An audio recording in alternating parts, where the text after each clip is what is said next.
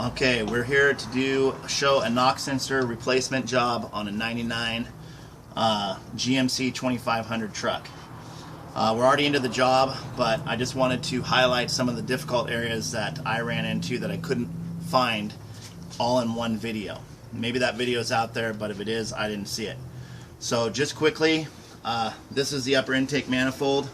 One thing to remember to do is release the fuel pressure, which is right here. It's a simple little, just like a tire nozzle. You just press it in, release the fuel pressure, okay, and then it won't spray all over the place. This intake manifold is held on by 5 bolts on each side.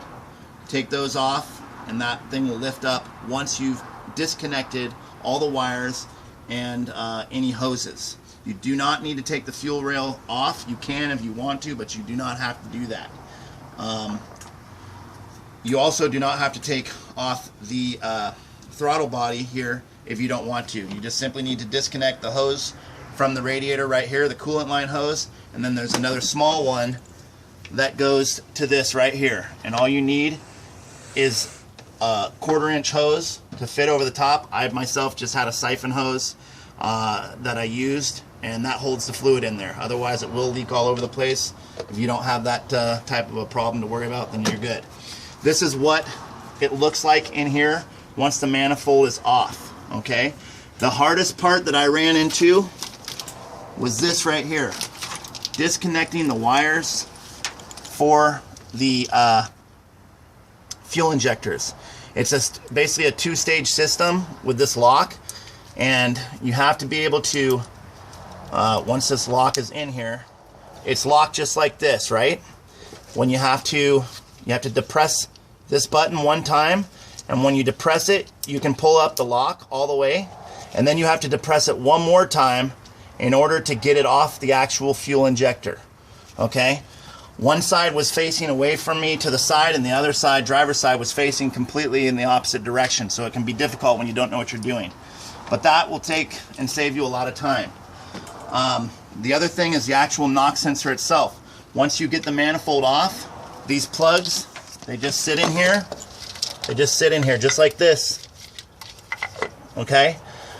Take and put silicone on it when your job is done, and get some dielectric grease and actually put it in the knock sensor as well. That way it'll keep that corrosion from happening. This was the bad one that I pulled out of bank 2.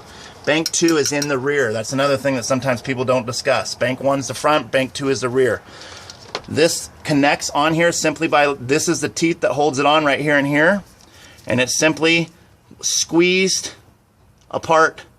And you have to do that with like a pick like this, and a screwdriver on one side, or a finger on one side and a flathead screwdriver on the other. Any way you can, you just need to squeeze it together and that will come off, okay?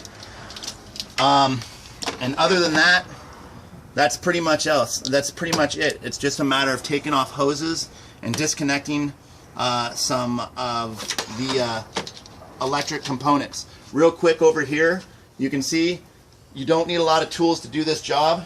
This is it. I mean, a magnet if you drop something, okay?